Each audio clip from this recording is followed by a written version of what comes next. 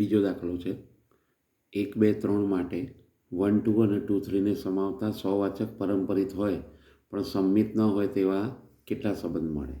તો સૌથી પહેલાં તો અહીંયા આર માટે જોઈએ એ બરાબર 1, 2, 3માં સ્વવાચક જોઈએ તો સ્વવાચક આપણને ખબર જ છે કે 1, 1, 2, 2, 3, 3 હોવું જોઈએ.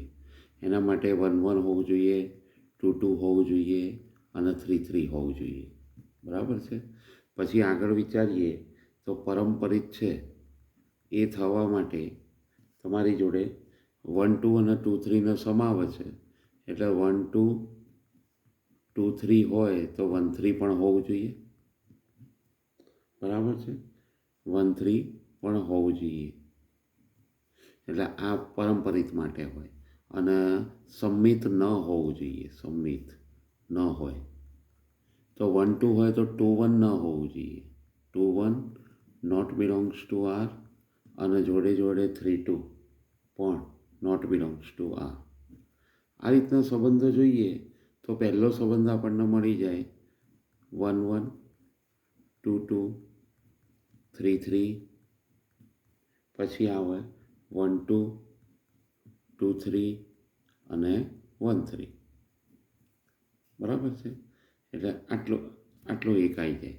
પછી R2 માટે લઈએ એટલે બીજો આ એક સંબંધ થઈ ગયો કેમ કે આ બંને નથી આવતા એટલે.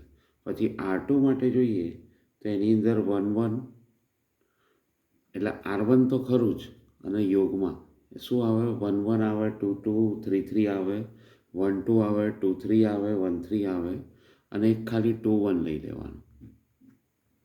R1ના બધા ઘટકોનો જોડે 2, 1 લેવાનું. પછી R3 લઈએ તો R1ના બધા ઘટકો આવી જાય. R1 એટલે એમાં 1, 1 આવી જાય, 2, 2 આવી જાય, 3, 3 આવી જાય. પછી 1, 2, 2, 3 આવે.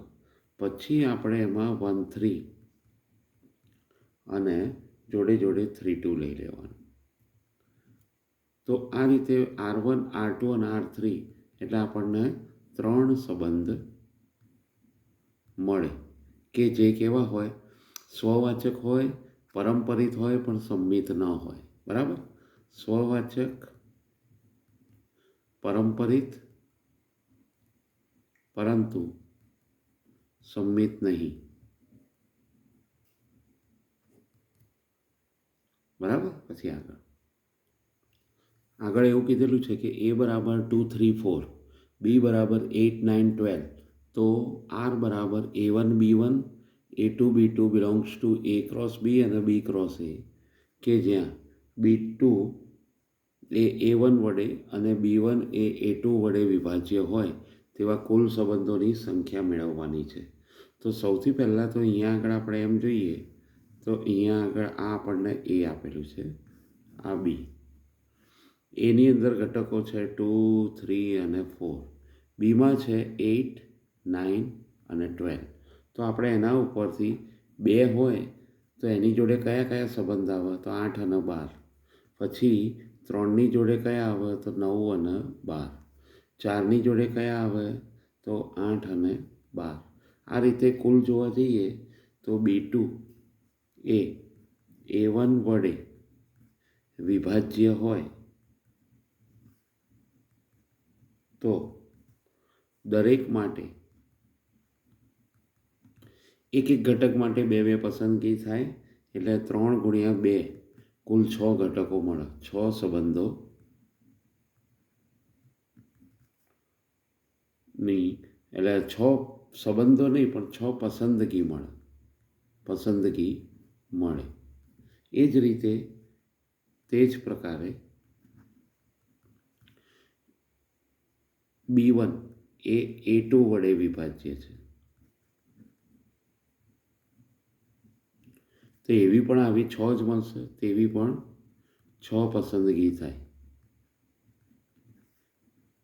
એટલે ક્રમચય સંચયમાં જેમ ગણતરીનો મૂળભૂત સિદ્ધાંત છે તેવી કુલ પસંદગી કેટલી થાય? કુલ પસંદગી 6 ગુણ્યા 6 એટલે 36 થાય. એટલે એ જવાબ આવશે આપણો 36. બરાબર છે. નેક્સ્ટ ચોથામાં એવું કીધેલું છે કે A બરાબર 0, 3, 4, 6, 7, 8, 9, 10. આર બરાબર x Y belongs to A cross A X minus Y ધન અયુગ્મ પૂર્ણાંક અથવા એક્સ માઇનસ વાય બરાબર 2 આવે. આમાં બે જાતની શરતો આપેલી છે.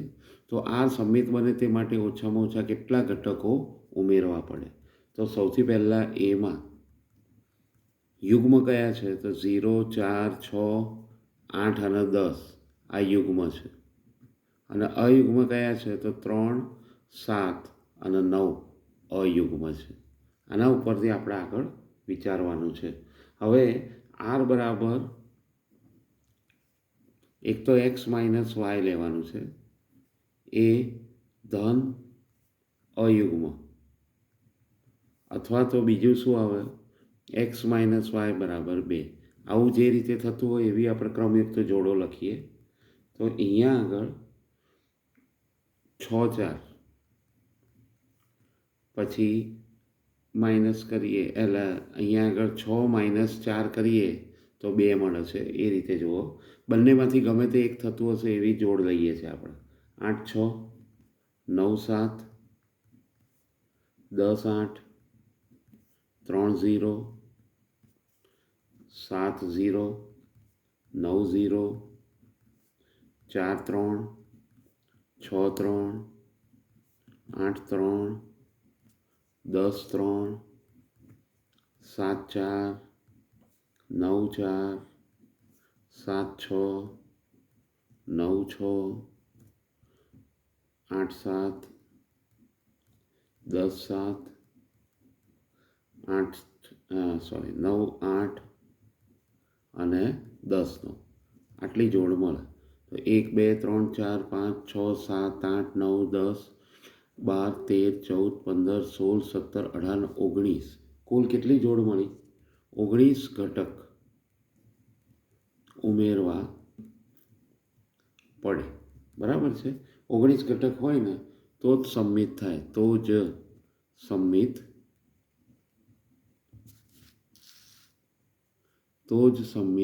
થશે. એટલે આમ આપણે આટલા જે ઘટકો છે એ 19 ઘટક થાય, એટલે 19 ઘટક થાય તો જ સંમિત થશે આપેલો સંબંધ, એ સિવાય સંમિત થશે નહીં. બરાબર? પછી નેક્સ્ટ જોઈએ. પાંચમામાં એવું કીધેલું છે કે એ બરાબર 1, 2, 3, 4, 5, 6, 7 આર બરાબર x Y belongs to A cross A, તો એક્સ પ્લસ વાય બરાબર 7 એ કેવો સંબંધ છે? તો સૌથી પહેલાં અહીંયા આગળ તમે જુઓ તો આર બરાબર આપણે ઘટકો લખીએ તો 1, 6, 6, 1, 2, 7, 2, 5, 5, 2 અને એના પછી આવશે 3, 4 અને 4, 3. તો આની ઉપરથી જ દેખાઈ આવે છે કે આ સ્વવાચક નથી, પરંપરિત નથી, કેમ કે 1, 6, 6, 1 ઉપરથી 1, 6, 1, 1 હોવું જોઈએ, એ રીતે 2, 2 હોવું જોઈએ, 3, 3 હોવું જોઈએ. તો એ પરંપરિત નથી, એટલે ફક્ત સંમિત છે, પરંતુ સ્વવાચક પરંપરિત નથી. બરાબર? એટલે આપણો જવાબ આવશે ડી. છઠ્ઠામાં એવું કીધેલું છે કે એ બરાબર 1, 2, 3 થી 10, બી બરાબર 0, 1, 2, 3, 4 હોય તો આર બરાબર a b belongs to A cross B 2 a minus બીનો સ્ક્વેર વત્તા 3 a minus b belongs to B હોય તેવા ઘટકોની સંખ્યા આપણે શોધવાની છે.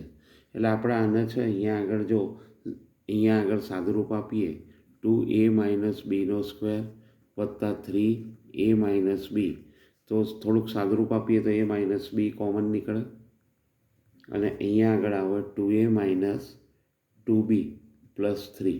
આના બરાબર 0 લઈએ તો તમે એ બરાબર બી મળી જાય, અથવા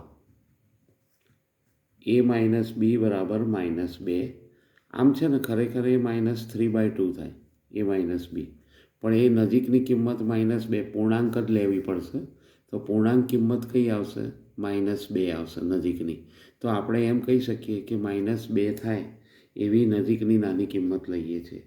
તો એ બરાબર બી લઈએ એમાં કેટલી આવશે? 10 જોડ આવશે. 1, 1, 2, 2, 3, 3 એ રીતે કરીને 10 જોડ. અને એ માઇનસ બી બરાબર -2 લઈએ એમાં 8 જોડ આવશે. તો એ રીતે કુલ જોડ કેટલી આવી ગઈ? 18 જોડ આવી ગઈ. એટલે આપણને 18 ઘટકો મળશે, 18 ઘટકો મળશે, બરાબર. પછી નેક્સ્ટ જોઈએ. આગળ એવું કીધેલું છે કે એ બરાબર એક્સ બિલોંગ્સ ટુ આર બોક્સમાં x+3 પ્લસ બોક્સમાં x+4 less or equal to 3 છે. બી બરાબર એક્સ બિલોંગ્સ ટુ આર 3 કૌંસમાં sigma R equal to 1 to infinity 3/10 R ઘાત અને એની એ ઘાતમાં x-3 હોય લેસ દેન 3 - 3x હોય, જ્યાં બોક્સ ટી એ પૂર્ણાંક વિધેય છે તો કયું સત્ય થાય?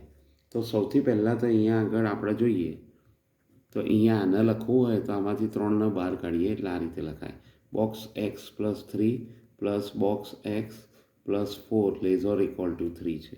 આની ઉપરથી 2 બોક્સ એક્સ, આ 7 થાય, પેલી બાજુ જાય તો -4 થાય અને બોક્સ એક્સ છે એ લેસ ઓર ઇક્વલ ટુ -2 થાય. એટલે એમ કહી શકાય કે એક્સની કિંમત -ઇન્ફિનિટીથી -1ની વચ્ચે લઈ શકીએ છીએ. આ પરિણામ 1 બરાબર છે. બરાબર સમજો. આ -2 છે એના કરતાં બોક્સની કિંમત નાની છે એટલે આપણે એની નજીકની કિંમતમાં આનાથી મોટી ના હોય તેવી નાનામાં નાનો પૂર્ણાંક છે -ઇન્ફિનિટી પણ કયું લીધું છે? આ વિવૃત અંતરાલ લીધો છે. એ બરાબર ધ્યાન રાખજો.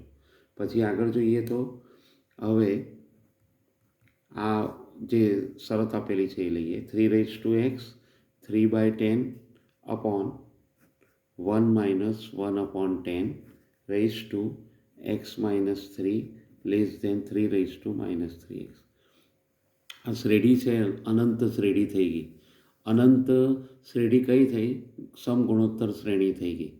અને એની ઉપરથી પેલું a/1 - r વાળું સૂત્ર મૂકીએ ને તો એના ઉપરથી આ મળે, a/1 - r. આ સૂત્રની ઉપરથી આ મળશે. હવે એની અંદરથી તમે જુઓ તો અહીંયા થોડુંક સાદુરૂપ આપીએ તો 3x 3 - 1 એની x-3 આવે લેસ દેન 3 - 3x આવે. એટલે કે 3નો ક્યુબ છે ઇઝ લેસ દેન 3 - 3x થાય અને એની ઉપરથી ફેરવીએ તો -3x ઇઝ ગ્રેટર દેન 3 થાય અથવા x લેસ દેન -1 થાય. આ પરિણામ 2. આ બંને પરિણામ કેવા થયા? સરખા થયા. હવે બંને પરિણામ સરખા થાય એટલે આપણે એમ કહી શકાય કે એ બરાબર બી લેવાય. એટલે આપણો જવાબ બી આવશે, એ બરાબર બી. બરાબર છે. નેક્સ્ટ 8મામાં એવું કીધેલું છે કે R is equal to AB 3a - 3b plus √7 એ અસમય સંખ્યા હોય તો આર એ કયો સંબંધ છે? તો સૌથી પહેલો આપણે સ્વવાચકની વાત કરીએ તો સ્વવાચકમાં 3, આમાંથી આ 3 કોમન કાઢીએ એટલે a - a કરી કાઢીએ, બીની જગ્યાએ મૂક્યો, પ્લસ √7 કરીએ તો આના બરાબર √7 એ અસમય સંખ્યા છે માટે સ્વવાચક થશે. ત્યાર પછી આપણે વાત કરીએ સમમિતની. સમમિત માટે જો જોઈએ, સમમિત માટે તો કોઈ પણ ઘટક લઈ લો, a બરાબર √7/3 અને b બરાબર 0. તો એ બીની વાત કરીએ તો બિલોંગ્સ ટુ આર થશે. એ બી એટલે એની જગ્યાએ અહીંયા √7/3 મૂક્યું એટલે 3 √7/3 પ્લસ 0 પ્લસ √7. તો આ કેન્સલ થયું એટલે 2 √7 એ અસમય છે. પણ ઊંધું કરીએ તો BA માટે તમારે શું કરવું પડે? 0, આ 0 થાય, -3 √7/3 પ્લસ 7 કરીએ તો આ 0 થયું, જે સમય સંખ્યા છે અથવા તો પૂર્ણાંક સંખ્યા છે માટે સમમિત ન મળે. એટલે આ સ્વવાચક થશે, સમમિત નહીં થાય. પરંપરિતનો વિચાર કરીએ તો પરંપરિત માટે છે ઘટકો લઈ લો. એ બી બરાબર આપણે લઈ લઈએ √7/3 અને 1. બીસી માટે બીસી બરાબર જો ઘટક આપણે એમ લઈએ કે 1 અને 2 √7/3 બરાબર, 1 અને 2 √7/3. તો અહીંયા આગળ સૌથી પહેલું એ બી બિલોંગ્સ ટુ આર થશે. આ ઉપરની જેમ જ ચેક કરવાનું છે. અને બીસી બિલોંગ્સ ટુ પણ આર થશે, પરંતુ એસી કરીએ, એસી બિલોંગ્સ ટુ આર માટે જો જોઈએ તો પહેલો ઘટક √7/3 ને છેલ્લો 2√7/3 આવશે. તો એની ઉપરથી તમે જોશો ને તો બધું કેન્સલ થઈ અને એના માટે કિંમતો મૂકી દઈએ તો ખબર પડી જશે. 3 છે તો 3 એટલે ડાયરેક્ટ √7 આવશે, માઇનસ 2√7 અને પ્લસ √7, તો ફરીવાર 0 આવશે, સમય સંખ્યા મળે. એટલે એમ કહેવાય કે આ પરંપરિત પણ નથી. એટલે સ્વવાચક છે, સંમિત નથી, પરંપરિત નથી. તો આથી આપણને જે જવાબ છે એ ડી મળે કે આપેલો સંબંધ છે એ સ્વવાચક છે, સંમિત નથી, પરંપરિત નથી. બરાબર છે. તો આ રીતે થોડું ધ્યાન રાખીને આપણે જોઈ શકીએ. આગળ જોઈએ 9માં, પીએસએ S=1 2 થી લઈને 10 સુધીનો ઘાતકણ હોય. એ R1B કેવું છે કે A/B' યોગ B/A' બરાબર ખાલી ગણ થાય. પછી એ R2B એ યોગ B' બરાબર B યોગ A' હોય તો કયું સત્ય થશે એ જોવાનું છે. તો R1 માટે R1 છે એ સ્વવાચક અને સંમિત થશે, સ્વવાચક અને સંમિત થશે. પરંતુ પરંપરિત માટે જોઈએ A/B' અને યોગ B/A' બરાબર ખાલી ગણ છે તો A બરાબર B થાય. પછી B/C' યોગ B'/C થાય = ખાલી ગણ તો એ B બરાબર C. અને છેલ્લે આપણે જો જોઈએ તો આના ઉપરથી A/C' યોગ A'/C લઈએ તો એ પણ ખાલી ગણ થાય, તો આ A બરાબર C થાય. તો આમ A બરાબર B હોય, B બરાબર C અને તો A બરાબર C થાય તો માટે પરંપરિત છે.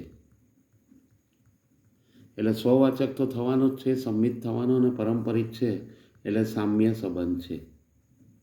R1 છે એ સામ્ય થશે.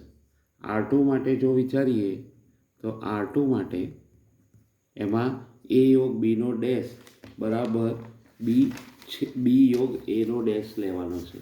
તો અહીંયા આગળ પણ A યોગ Bનો ડેશ બરાબર B યોગ Aનો ડેશ છે. તો આ પણ સ્વવાચક અને સંમિત થશે. પણ પરંપરિત માટે વિચારીએ, એ વિચારવું પડે, એટલે એવું નથી કે નથી થવાનું. A યોગ Bનો ડેશ બરાબર A' યોગ B, તો A બરાબર B થાય. તે જ પ્રકારે B યોગ Cનો ડેશ બરાબર B' યોગ C, તો આ પણ B બરાબર C થાય. અને તે પરથી A યોગ Cનો ડેશ બરાબર A' યોગ C લઈએ તો A બરાબર C થાય. માટે પરંપરિત છે. અને R2 પણ કેવો છે? સામ્ય છે. ત્રણેય થાય એટલે સામ્ય થશે. તો એમ કહી શકીએ કે માટે R1 અને R2 બંને સામ્ય થશે. એટલે કે આપણો જવાબ આવશે B.